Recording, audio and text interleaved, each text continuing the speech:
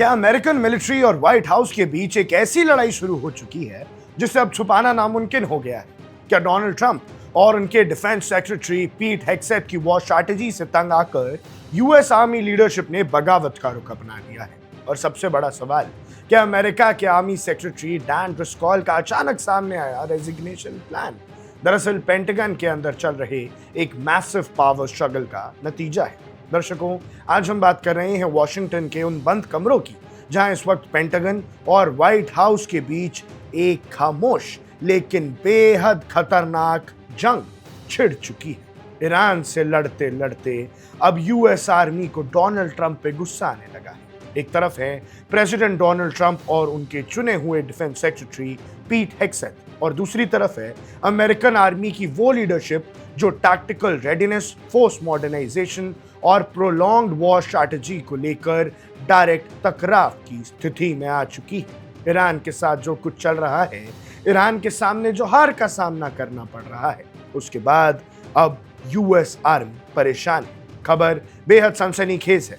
Wall street journal की report के मुताबिक US army secretary Dan Driscoll साल 2026 के आखिर तक अपना पद छोड़ने की तैयारी कर रहे हैं।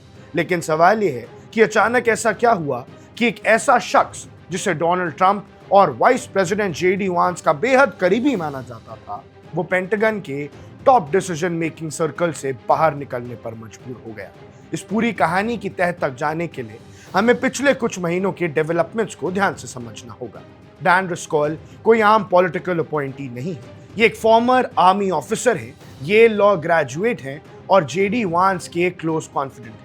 जब फरवरी 2025 में उन्होंने आर्मी सेक्रेटरी का पद संभाला था तो उनका मिशन बिल्कुल साफ था कि अमेरिकन आर्मी को 21वीं सदी के वॉरफेयर के मुताबिक मॉडर्नाइज करना।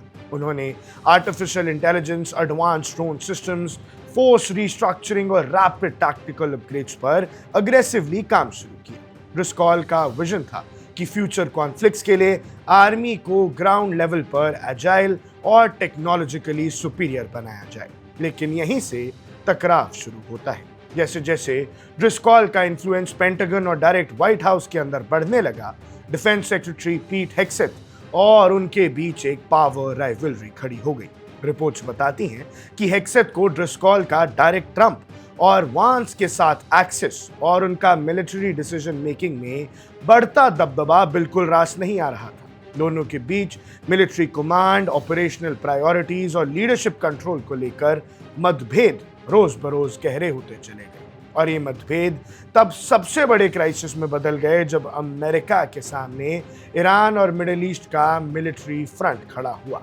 ईरान वॉर स्ट्रैटेजी को लेकर पेंटागन के अंदर दो अलग अलग विचारधाराएं आमने सामने आई। एक तरफ हेग्सेथ और व्हाइट हाउस का अग्रेसिव पॉलिटिकल अप्रोच था, तो दूसरी तरफ ड्रिस्कॉल और आर्मी के प्रोफेशनल लीडरशिप की वो चिंता जो फोर्स रेडीनेस, सप्लाई चेन्स और एक लंबी लड़ी जाने वाली मिलिट्री कमिटमेंट पर सवाल उठा रही थी।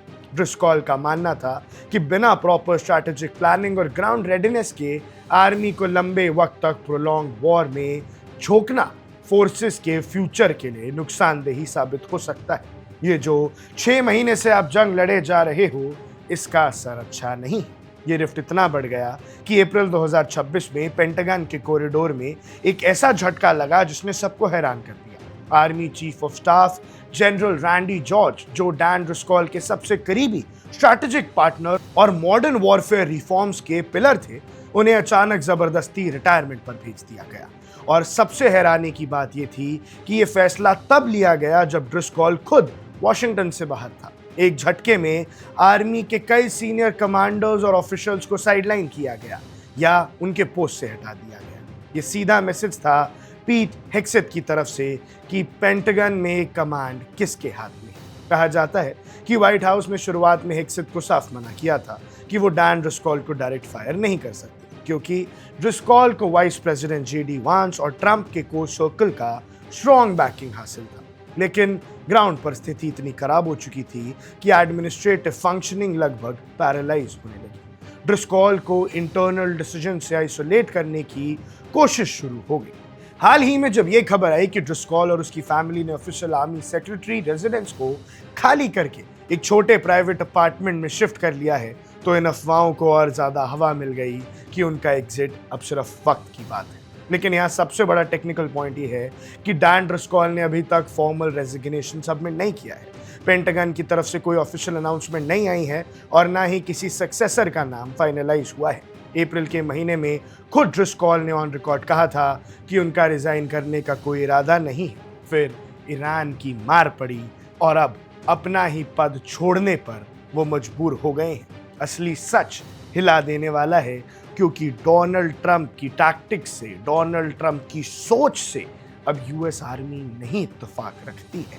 और भैया, जो खुद एक फौजी रह चुका हो वो ये समझता है कि जंग की कीमत क्या होती है और जंग लड़ने से, लंबी जंग लड़ने से कितना नुकसान हो सकता है। इसीलिए अब ये ओपिनियन क्लैश हो रहे हैं और यूएस आर्मी डोनाल्ड ट्रंप के खिलाफ खड़ी हो गई है। ऐसे में जो भी आपको लगता है, जो भी आपकी राय है, हमें कमेंट सेक्शन में जरूर बताइएगा। अब देख रहे हैं वन इंडिया, मैं हूं आकर्ष Kaushik. Subscribe to One India and never miss an update. Download the One India app now.